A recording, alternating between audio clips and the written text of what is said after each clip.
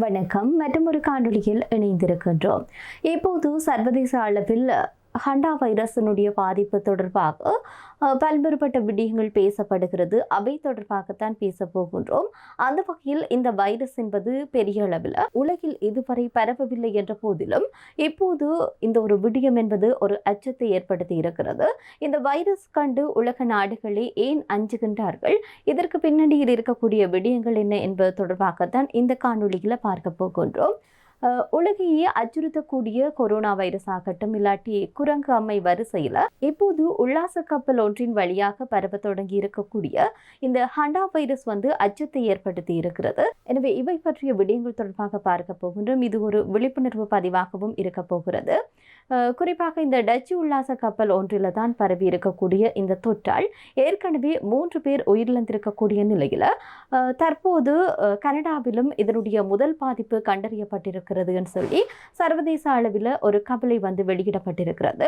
சொகுசு கப்பலான உலகை சுற்றி வந்திருக்கக்கூடிய எம்பி ஹோண்டியஸ் என்ற டச்சு கப்பல் தான் பேசப்படுகின்ற ஒரு விடயமாக மாறி இருக்கிறது. இந்த கப்பலில் பயணித்திருக்கக்கூடிய பயணிகளுக்கு வைரஸ் பாதிப்பு கண்டறியப்பட்டதை தொடர்ந்து கனடாவின் பிரிட்டிஷ் கொலம்பியா மாகாணம் கவனமாக இருக்கிறது. குறிப்பாக இது பற்றி அதிக விழிப்புணர்வுடன் இருக்க வேண்டும் என்று சொல்லி சொல்லப்படுகிறது. இந்த கப்பலில் பயணித்திருக்கக்கூடிய 4 கனடா நாட்டவர்கள் கடந்த மே மாதம் 10ஆம் தேதி விக்டோரியா நகருக்கு சென்றிருக்கின்றனர். அப்போது அவர்களுக்கு அறிகுறி எதுவும் இல்லாத போதும் முன்னெச்சரிக்கையாகத்தான் தனிமைப்படுத்தப்பட்டிருக்கின்றனர்.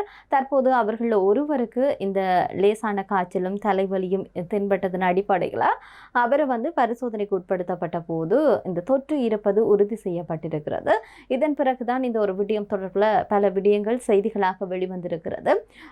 குறித்த அந்த நோயாளி தற்போது விக்டோரியா மருத்துவமனையில் தனிமைப்படுத்தப்பட்டு தீவிர கண்காணிப்பில் இருப்பதாக சொல்லப்படுகின்றது.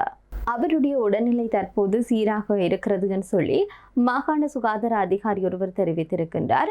அவருடைய மாதிரிகளின் அடுத்த கட்ட இறுதி உறுதிப்படுத்துவதற்கான பரிசோதனைகளுக்கு அனுப்பப்பட்டிருப்பதாகவும் அதன் பிறகு அவருடைய நோய் நிலைமை எப்படியாக இருக்கிறது என்பது தொடர்பான விரிவான விடயங்கள் வெளித்தெரியும் என்று சொல்லி சொல்லப்படுகிறது. பாதிக்கப்பட்டவருடன் சென்றிருக்கக்கூடியவர்களுக்கு நெகட்டிவ் என்று வந்திருந்தால் கூட அவர்களும் தற்போது இந்த தீவிர கண்காணிப்பில் இருப்பதாக சொல்லப்படுகிறது. இவர்களுடன் இருந்து இந்த 3வது நபர் தான் முன்னெச்சரிக்கையாக மருத்துவமனையில் மாற்றப்பட 4வது நபர் தினசரி மருந்து சோதனைகளுடன் வீட்டில் தனிமைப்படுத்தப்பட்டிருப்பதாக சொல்லப்படுகிறது. இந்த கப்பல் விவகாரத்தை அதிகாரிகள் இவ்வளவு தீவிரமாக பார்ப்பதற்கு ஒரு வலுவான காரணம் இருக்குன்னு சொல்லி சொல்லப்படுகிறது. கடந்த ஏப்ரல் மாதத்தில் இருந்து இதே கப்பலில் பயணித்திருக்கக்கூடிய நெதர்லாந்தை சேர்ந்த தம்பதி மற்றும் ஜெர்மனியை சேர்ந்த ஒரு பெண் என மொத்தமாக 3 பேர் இந்த ஹண்டா வைரஸினூடாக பாதிக்கப்பட்டு ஏற்கனவே உயிரிழந்திருக்கின்றனர்.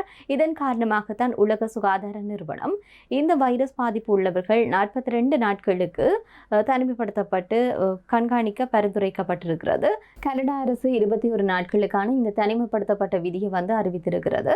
ஹண்டா வைரஸ் என்பது பொதுவாக எலிகள், சுண்டெலிகள் இவற்றின் மூலமாகத்தான் பரவக்கூடிய ஒரு ஆபத்தான வைரஸாக இருக்கிறது. இவைகளூடாக காற்றிலே பரவித்தான் இந்த வைரஸ் ஏற்படும் என்று சொல்லி சொல்லப்படுகிறது.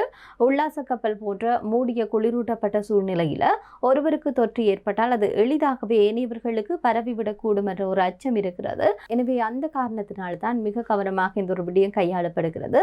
இந்த வைரஸ் உடலுக்குள் நுழைந்தால் ஆரம்பகட்ட அறிகுறிகளாக தென்படக்கூடிய விடயங்கள் மிக சாதாரணமாகத்தான் இருக்கக்கூடியவையாக இருக்குமாம். கடுமையான காய்ச்சல், தலைவலி, தசைப்பிடிப்பு மற்றும் உடல் சோர்வு போன்ற மிக லேசான விடயங்கள் தான், அவற்றில் மிக லேசான விடயங்கள் தான் தென்படுமாம். ஆரம்பத்தில் நோய் பாதிப்பு தொற்று என்பது முதிர்ச்சி அடையும் போது அது ஹண்டா வைரஸ் நுரையீரல் நோய்க்குறியாக மாறி நுரையீரல்ல நீர் கோத்திருக்குமாம். இதனால தான் கடுமையான மூச்சு திணறல் ஏற்பட்டு உடலின் உள்ளுறுப்புகள் செயலிழந்து மரணம் ஏற்படலாம் என்று சொல்லி இந்த ஒரு விடயம் தொடர்பில் பாரதூரமாக பார்க்கப்படுகிறது. எனவே இதனுடைய வேகம் பரவாது கட்டுப்பாட்டுக்குள் வைத்திருப்பதற்கும் ஆரம்பத்தில் இது தொடர்பாக விழிப்புடன் இருக்க வேண்டும் என்று சொல்லியும் இதனூடாகத்தான் இந்த இறப்பு வீதத்தை குறைத்து கொள்ள முடியும் என்று சொல்லி சொல்லப்படுகிறது. இந்த நோய் பாதிப்பு பாதிப்பு ஏற்படுவோரில் கிட்டத்தட்ட 50% உயிரிழக்கக்கூடிய ஒரு அபாயம் இருப்பதாக சொல்லப்படுகிறது. இதன் காரணமாகத்தான் இது ஒரு கொரோனா வைரஸ் போன்று பரவுவதற்கு அதனை கட்டுப்படுத்த வேண்டும் என்ற ரீதியில் தான் தற்போது மிக முக்கியமாக சுகாதார ஸ்தாபனங்கள் இணைந்து இந்த ஒரு விடயத்தை கட்டுப்படுத்தி கொண்டு வருகின்றார்கள். அதே நேரத்தில் இது ஒரு வேளையில் அப்படி பரவுகிற போது மீண்டும் பொருளாதார நெருக்கடிகளும் அதே நேரத்தில் உயிரிழப்புகளும் ஏற்படுவதற்கான வாய்ப்புகள் அதிகமாக இருப்பதனால மிகுந்த விழிப்புணர்வுடன் இருக்குமாறும் பொதுமக்களை கேட்டுக்கொள்கின்றார்கள். எனவே வந்திருக்கக்கூடிய இந்த ஒரு விடயம் தொடர்பாகத்தான் இந்த காணொலியில் பார்த்திருக்கின்றோம். மற்றும் ஒரு காணொலியில் சந்திப்போம். நன்றி.